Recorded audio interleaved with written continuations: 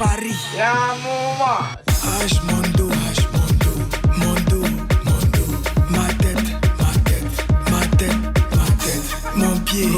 tête, mon pied, mon pied.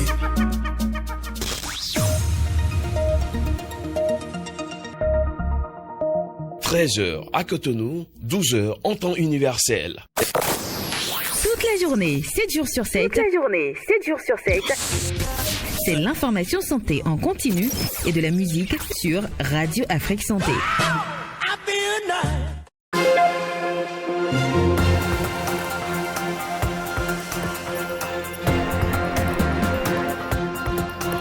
Mardi 12 novembre 2024, madame, monsieur, bonjour et bienvenue dans le 13h de Radio Afrique Santé, dont voici le sommet.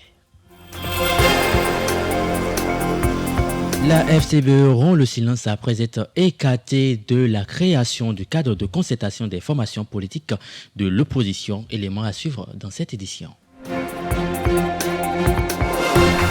Dans la page santé de ce 13h, nous parlerons de la pneumonie. Qu'est-ce que c'est et comment en guérir? Vous en saurez davantage dans ce journal.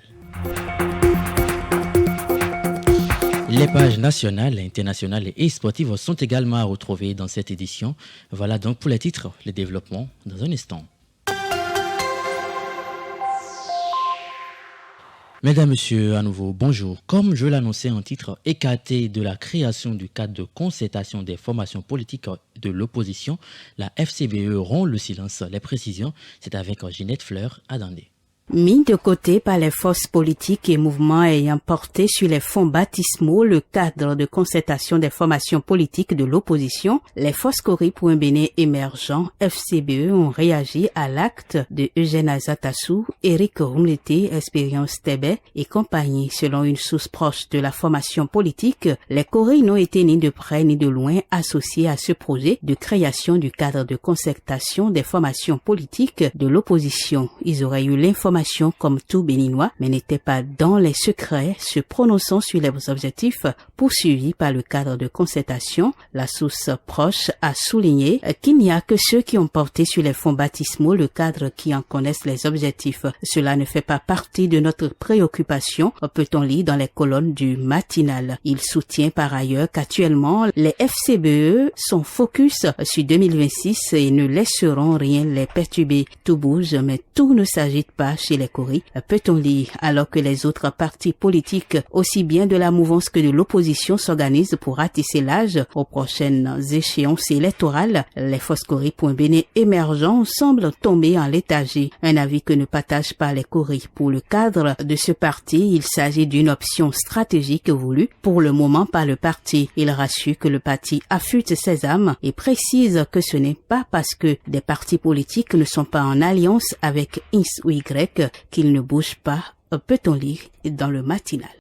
L'eau de peine requise à la Criette contre le passager d'un vol à destination du Moyen-Orient pour des faits de trafic de drogue. Le prévenu de nationalité nigériane a comparu le mardi 29 octobre 2024 devant les juges lors de son procès en correctionnel à la juridiction spéciale. Il fait l'objet de poursuites par le parquet spécial pour trafic de drogue à haut risque, rapporte Banuto. Selon l'accusation, il est reproché au ressortissant nigérien d'avoir dissimulé dans ses bagages une quantité substantielle de cocaïne à destination du Moyen-Orient. Il a été appréhendé par les policiers en charge de contrôle de l'aéroport de Cotonou suite à son audition devant le procureur spécial de la Cour de répression des infractions économiques et du terrorisme Criette. L'individu concerné a été placé en détention provisoire le 2 septembre 2024. Convoqué devant le juge en présence de son avocat, le ressortissant nigérien a plaidé coupable. Il a admis avoir dissimulé de la drogue dans ses bagages. Quelques nouvelles en télégramme sur le plan national et c'est avec Kamen Rodeo. Depuis quelques jours, le prix de l'huile végétale communément appelée huile d'arachide connaît une hausse galopante. De 1100 francs, le prix de l'huile passe à 1700 francs CFA. Face à cette inflation, des revendeurs optent pour la vente en détail. Et pour cause, la mévente et le risque de rouler à perte. D'aucuns pensent que la hausse du prix de l'huile serait due à l'indisponibilité de l'arachide, aggravée par l'approche des fêtes de fin d'année, cette période étant souvent marquée par la hausse des prix de produits, surtout ceux de première nécessité. L'impact de cette situation s'étend jusqu'au ménage. Si certaines femmes au foyer optent pour l'utilisation de l'huile rouge, certaines se résument à prendre juste un quart de litre. Toujours au Bénin, les organisations de la société civile et les centrales syndicales sont attendues ce jour sur le projet de loi de finances 2025. Les députés des 5 commissions permanentes de l'Assemblée nationale se réuniront ce jour au Palais des gouverneurs pour des audiences publiques consacrées à l'examen du projet de loi de finances pour 2025. Sous la direction de Gérard Benochi, président de la commission des finances et des échanges et responsable de la commission budgétaire, cette initiative vise à recueillir les avis et attentes des centrales syndicales et des organisations de la société civile au sujet du projet de budget présenté. L'objectif de ces audiences est de fournir aux députés des éléments de réflexion essentiels pour mieux appréhender et analyser le projet de loi de finances avant son adoption. Ces auditions font partie d'une démarche de transparence et de responsabilité permettant aux acteurs de la société civile de contribuer activement à l'élaboration du budget national. Et pour finir, le gouvernement met un terme définitif à la réforme de location à longue durée, encore appelée le leasing. Depuis 2 ans environ, l'État s'est rendu compte de la cherté des services de location de moyens roulants confiés à des particuliers. Il a donc retiré la réforme des mains des adjudicataires. Le gouvernement Patrice Talon revient alors sur l'ancienne pratique qu'il avait auparavant décriée comme une vache à lait de certains garages privés. Radio Afrique Santé, votre santé, notre priorité. La pneumonie est une inflammation des poumons habituellement causée par une infection virale ou bactérienne comme celle de la grippe. Vous en saurez davantage dans cet entretien réalisé par Mathilde Aymon.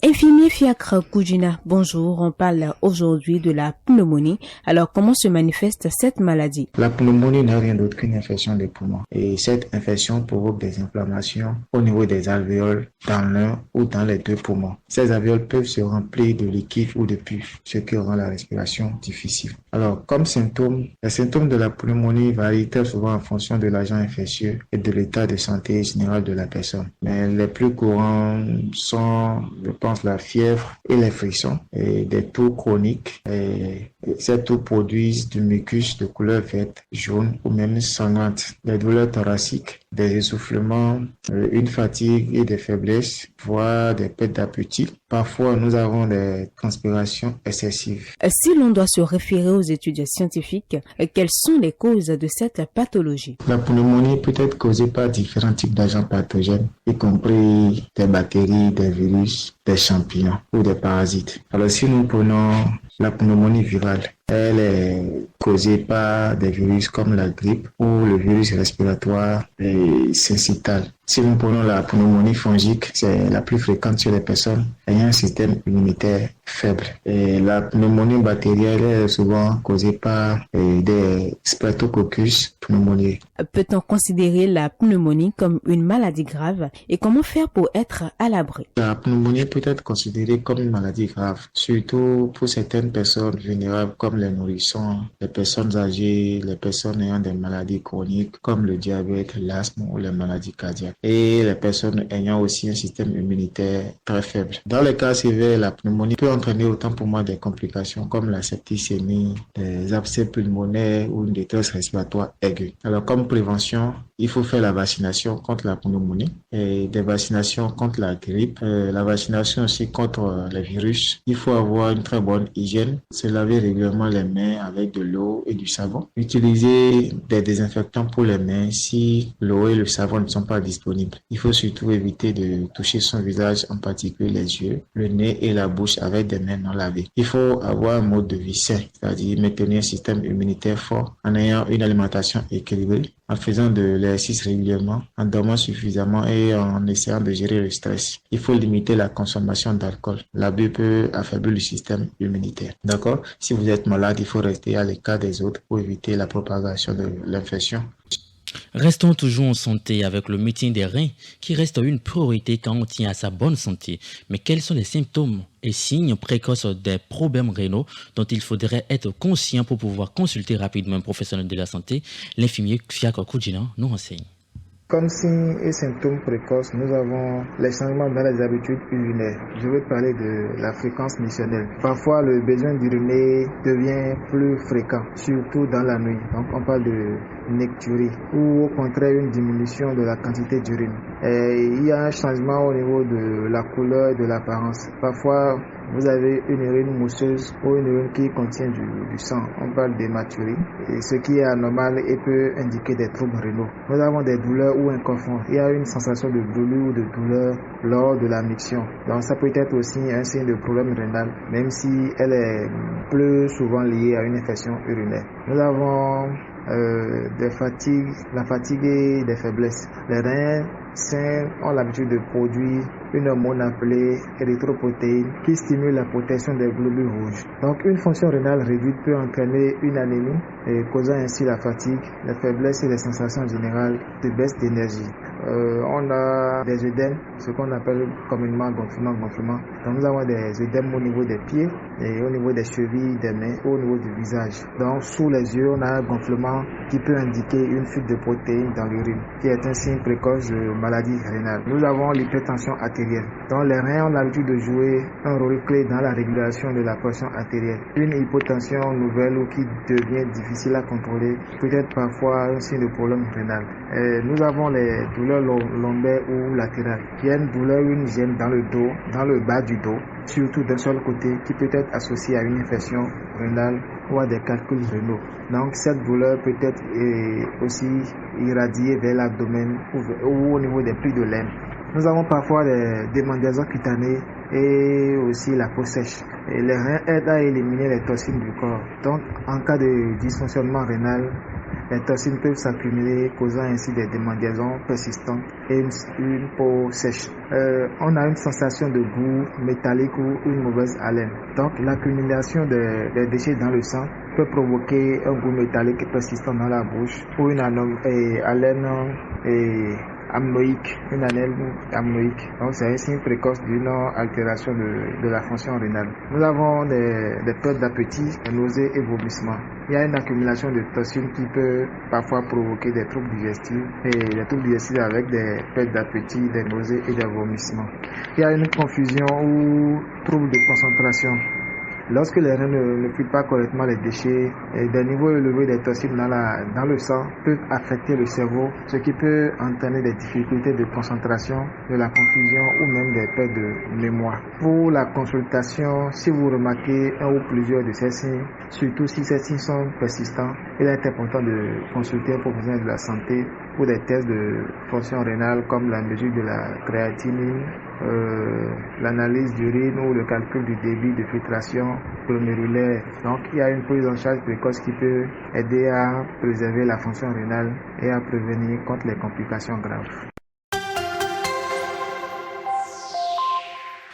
L'affaire Balthazar continue de faire réagir au Bénin. Après le choc, les critiques et autres récriminations, l'heure est à la sensibilisation pour un changement de comportement.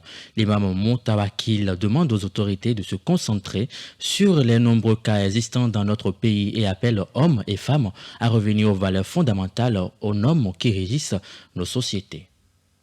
Aujourd'hui, nos enfants ne veulent même plus se marier. Avec tout ce qu'ils regardent dans les télévisions, il peut agir. Une fois qu'il est satisfait, il a besoin de femmes. Il a les femmes aussi qu'on fabrique les choses. Elle se satisfait, elle n'a pas besoin d'hommes.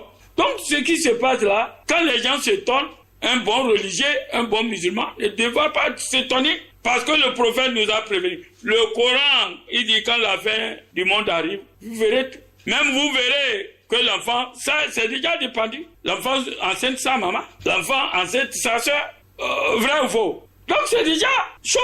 Quand l'islam vous disait, ne faites pas mélanger les hommes et les femmes ensemble. Vous dites quelle est cette religion? C'est une religion qui a dit l'homme est égal à la femme ou la femme est égale à l'homme. Dans certaines spécialités, la femme peut être plus riche que l'homme, elle peut plus être intellectuelle que l'homme. Là, nous sommes égaux là-dedans. Mais il a le patron de maison. qui est le patron de maison, c'est le mari. C'est pourquoi l'islam avait interdit de mélanger les hommes et les femmes. Parce que tout le corps de la femme est nu. Parce que l'homme, il a des hommes, en voyant telle femme, c'est elle qui lui plaît sur elle. Il fera tout pour... Oh, vous les mettez ensemble. Et vous ne voyez pas, au lieu que la femme s'habille correctement quand elle va au travail, elle cherche à s'habiller, mettre les nyama tout. Les cils là où ça va plaire au patron. Pourquoi? Alors, elle doit être plus belle devant son mari, ses enfants à la maison. Mais c'est pourquoi à la maison, c'est débraillé. Quand elle veut sortir, il y a quelque chose qui ne va pas. Et dans les toilettes, vous ne pouvez pas mettre les caméras surveillées. C'est pas bon. C'est un club. C'est lui que vous avez trouvé. Et les autres clubs cassés. Les gens comme ça, ils ont des équipes partout dans le monde. Même nos familles et nos filles au Bénin, au Togo peuvent être dedans. Chez lui, vous croyez que c'est ça ce qu'il veut. C'est ça qui fait avancer son argent. C'est ça qui fait avancer son pouvoir. L'égoïsme, cette tendance à privilégier ses propres intérêts au détriment de ceux des autres, soulève des questions profondes sur la nature humaine et ses limites dans la quête du bien-être individuel. L'égoïsme est-il nécessaire pour réussir dans la vie? Élément de réponse dans ce micro-trottoir signé Samuel Lukoa. Je trouve que l'égoïsme n'est pas toujours nécessaire pour réussir sa vie parce que on a toujours besoin de quelqu'un d'autre pour avancer. Peu importe, même si on se croit fort, on a toujours besoin de l'aide venant de quelqu'un pour pouvoir avancer dans nos projets, dans notre vie. Et c'est vrai que parfois, il vaut mieux être égoïste envers ceux qui sont là juste pour profiter de toi, pour te ruiner. Il faut être égoïste. Moi, je pense que l'égoïsme n'est pas du tout nécessaire pour réussir dans la vie. Pour réussir dans la vie, il faut avoir l'humilité en soi. Il faut être humble. Quand tu n'es pas humble, tu ne peux pas. Il y a certaines opportunités que tu peux rater facilement. Quand tu es égoïste, tu peux pas aller. Tu n'as pas l'opportunité d'avoir assez de chance. Tu n'es pas accessible en fait. Quand tu es égoïste, tu n'es pas accessible. Les gens auront peur de s'approcher de toi pour te confier des activités génératrices, pour te parler des opportunités parce que tu es égoïste. Donc l'égoïsme n'est pas du tout nécessaire pour réussir dans la vie. Au contraire, je pense que avec l'égoïsme, tu peux rien faire, tu ne peux pas évoluer. Moi, je vais dire non. On ne peut pas évoluer dans une société, on ne peut pas évoluer dans une cité avec de l'égoïsme. Plutôt, c'est un frein pour le développement parce que autant que vous partagez vos moments entre avec vos proches, vous aurez la chance d'avoir leur assistance au moment opportun, au moment où vous en aurez besoin. Donc quand vous êtes égoïste et qu'à un moment donné vous avez besoin d'un semblable, attention, les gens vont refuser de vous prendre la main que vous leur avez tendue. Bon, l'égoïsme sain, d'accord. L'égoïsme sain, c'est-à-dire quelqu'un qui reste dans son cercle, qui s'enferme pour s'entretenir pour le bien-être des autres, c'est-à-dire participer à son propre développement. Après l'obtention de son diplôme, l'un des objectifs les plus pressants est de s'insérer professionnellement. Mais comment peut-on réussir cela? Quelques personnes rencontrées donnent ici leur avis sur la question. Il faut déjà se fixer des objectifs et c'est sur la base de ces objectifs-là qu'on essaie de se donner les moyens techniques pour y arriver, de remplir toutes les cases qu'il faut pour atteindre l'objectif. Selon moi, pour préparer sa carrière professionnelle, il faut déjà essayer d'évaluer ses forces et ses faiblesses pour mieux comprendre, pour vous exceller et ce que vous pouvez améliorer. Ensuite, réfléchir à ce qui vous motive et ce qui vous intéresse vraiment dans le domaine. Une carrière alliée sur vos intérêts sera vraiment satisfaisante. Définir des objectifs à court, à moyen et à long terme. Car ça vous donnera une direction et vous aidera à rester toujours motivé. Se former et développer des compétences. C'est très important d'acquérir les compétences nécessaires. S'assurer de posséder les compétences techniques dans le domaine dans lequel vous pensez vous lancer. Ça peut être par des études, des certifications ou des formations continues. Et pensez à toujours améliorer ce genre de compétences. Pratiquer aussi le développement personnel peut être très crucial. Il est aussi important d'avoir un mentor dans votre domaine, c'est-à-dire choisir quelqu'un comme exemple. Et vous pouvez participer à des événements professionnels, des conférences, des séminaires ou même des groupes en ligne pour rencontrer des personnes influentes dans votre domaine. Gagner également de l'expérience pratique par des stages et des emplois temporaires. Les stages, les apprentissages, ça peut être aussi par des bénévolats. En direct du studio Vincent Folly, cette édition se poursuit. Agents et couple ou agents dans le couple, trop parler d'argent alimente les embrouilles et les conflits. Ne pas l'évoquer rend le sujet tabou. On conseille souvent la transparence dans les couples, mais que pensent les jeunes rencontrés dans les rues de Calavi sur la question? Je pense que l'argent ne devrait pas être un sujet tabou dans le couple et il ne faut pas cacher ce qu'on gagne à son partenaire. Peut-être tu as 2 ou 3 activités, c'est toujours bon de faire savoir à l'autre combien tu gagnes par mois ou bien si c'est en chaque 2 semaines. C'est une question de confiance. Donc, ça ne va pas que ce soit une nécessité pour que le mari ou enfin l'un entre les partenaires soit obligé de révéler son salaire. Mais si vous faites confiance, je crois que ça peut le faire. L'argent ne doit pas être un tabou pour un couple bien sérieux. Je pense qu'on a le droit de se dire les vérités, de se dire ce que chacun gagne, parce que c'est dans l'intérêt de tout le monde. Et le couple fonctionne très bien, très très bien. Je ne trouve pas trop raisonnable à ce que la femme sache combien son mari va. Bon, néanmoins, s'ils ont des projets ensemble ou des entreprises qui gèrent ensemble, bon, il peut arriver que l'homme lui communique certaines informations financières. Mais pour moi, c'est pas nécessaire que l'homme communique à sa femme chaque fin du mois, je vais gagner tel montant. Non. C'est comme si l'homme se soumet à la femme, en fait. C'est comme si ça diminue d'une part la valeur de l'homme dans un foyer, quoi. La communication est au cœur de toute relation de couple épanouie. Une communication sincère et bienveillante est essentielle, surtout pour aborder des sujets sensibles. Comment aborder les sujets sensibles dans un couple sans créer de tension? Les citoyens se prononcent au micro de Radio Afrique Santé. Alors pour moi, la communication, d'abord, c'est le facteur capital dans toute relation, que ce soit amoureuse ou même en famille, au fait. Parce que lorsqu'il y a un problème et qu'on n'arrive pas à discuter là-dessus, chacun garde ses intentions pour lui et après ça pourra engendrer d'autres soucis. Il faut juste savoir connaître les bons moments, les moments où il faut aborder un sujet avec quelqu'un. Et il y a des moments stratégiques. Je suppose que tu es en couple avec quelqu'un et la personne t'a offensé. Ne pas lui faire la remarque tout de suite pour la brusquer au fait ou pour le brusquer, attendre le moment opportun pour essayer de discuter avec lui. Voilà, je pense que pour aborder les sujets sensibles dans un couple, tout part d'abord de principe sur lequel il faut savoir dans un couple, c'est la communication qui est à privilégier. Puisque sans la communication, même les différends, vous ne pouvez pas les résoudre. Et donc, avant d'arriver aux sujets les plus sensibles au sein de votre couple, il faut s'habituer quand même à communiquer, à parler beaucoup plus de tout, de rien, à apprécier les fantasmes de l'un et de l'autre. C'est de cette manière-là que progressivement, c'est plus facile pour vous d'entrer dans les sujets sensibles, lesquels sont d'ailleurs très importants pour le maintien de votre couple, puisque aujourd'hui, on peut le constater, ce manque de communication, ce manque de tout ce qui peut être relié à la sensibilité, que ce soit pour l'homme et pour la femme, ces gens de couple qui rencontrent ces problèmes ne font pas long feu. Donc, je pense qu'il faut d'abord faire la culture de la communication au sein des couples et donc lever facilement les tabous autour des sujets sensibles pour pouvoir y arriver.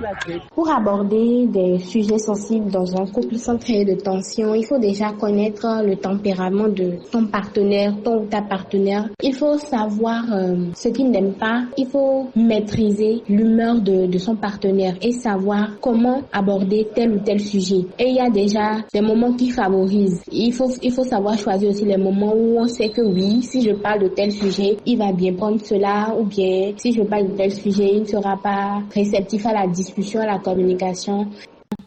Des nouvelles du reste du monde à présent, et c'est avec Ola Grace Adje. Lors de la conférence ministérielle Russie-Afrique à Sochi le 9 et 10 novembre, Vladimir Poutine a promis un soutien total à une 50aine de pays africains, exprimant la volonté de la Russie de renforcer sa coopération dans divers domaines, allant du développement durable à la lutte contre le terrorisme.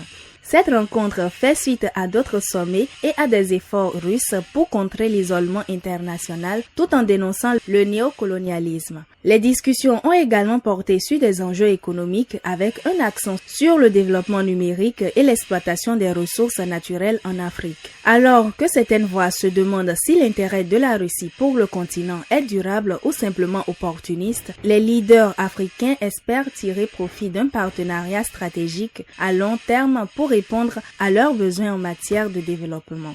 4 jours après les violences qui ont visé des supporters israéliens en marge d'un match de football entre l'Ajax Amsterdam et le Maccabi Tel Aviv, dans la capitale néerlandaise, la situation sur place reste tendue. Dans la soirée du lundi 11 novembre, de nouveaux incidents ont eu lieu en ville. Des jeunes ont notamment mis le feu à un tramway, heureusement sans faire de blessés. Plusieurs individus ont une nouvelle fois été arrêtés ce lundi grâce à des images de vidéosurveillance. Des hommes âgés de 18 à 37 ans. Si l'un d'eux a été relâché, les 4 autres personnes, dont 2 mineurs, sont quant à elles toujours en détention provisoire dans ce dossier. Au moins 30 personnes ont été tuées lundi au Liban dans des raids aériens israéliens, selon des chiffres officiels. Les frappes ont visé pour la première fois la région de Akkar, à l'extrême nord du pays, près de la Syrie. Le Hezbollah a de son côté intensifié ses tirs de roquettes et de missiles qui ont couvert une grande partie de la Galilée jusqu'à la périphérie de la ville d'Haïfa, à 40 km de la frontière. Depuis le début des affrontements entre le Hezbollah et l'armée israélienne, il y a plus d'1 an, des dizaines de milliers d'habitants au Liban comme en Israël ont été contraints de quitter leur logement. Plusieurs tentatives de médiation entre Israël et le Liban ont eu lieu, notamment via les États-Unis et la France, mais aucune n'a abouti.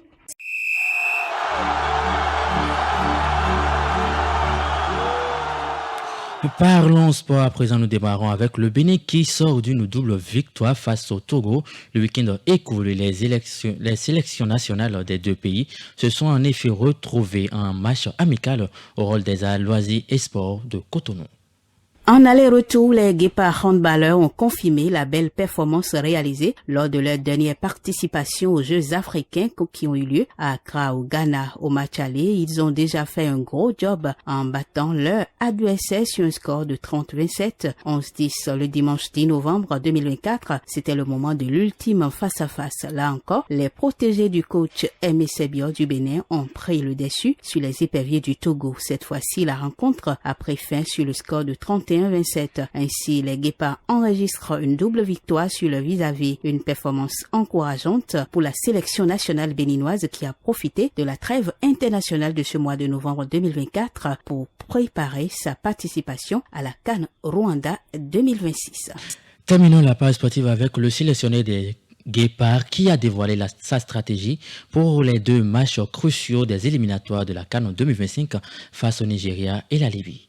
Dans sa liste de 25 joueurs, de retour attire l'attention le gardien Serge Obassa et le milieu offensif Lenny Piringuel. Ces renforts pourraient faire la différence dans les confrontations où l'expérience et la vivacité seront des atouts. Serge Obassa, qui évolue actuellement au Red Star au Nigeria, rejoint les gardiens Alagbe et Dondjinou. Genoro compte sur sa connaissance du football nigérian, un avantage non négligeable. Autre retour notable, celui de Lenny. Évoluant à Rouen, ce dernier apporte une dynamique offensive, surtout face à une défense nigériane jugée parfois fragile. Pour compenser l'absence de Cédric Rontondi, blessé, l'entraîneur mise sur un duo défensif solide avec Olivier Verdon et Mohamed Tidjani. Il envisage également d'intégrer Ryan Adigo en tant que latéral polyvalent. Le sélectionneur national ne cache pas son réalisme quant à la difficulté de ces rencontres. Ça va se jouer sur les 2 matchs, mais je pense que le Rwanda sera difficile à battre pour la Libye, surtout à domicile, déclare-t-il. Il souligne également que le Bénin a dû jouer ses matchs sur terrain neutre, contrairement à ses adversaires, mais que l'équipe s'adapte bien à Abidjan. Malgré les obstacles, l'état d'esprit est au rendez-vous.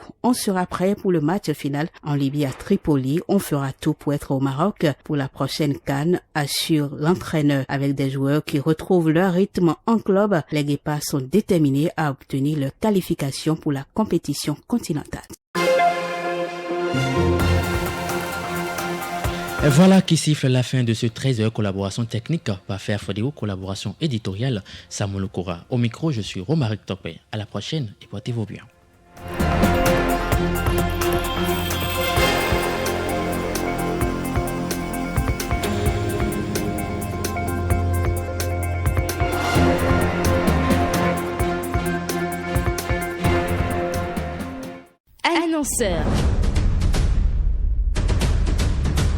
Annonceurs, mettez-vous en lumière.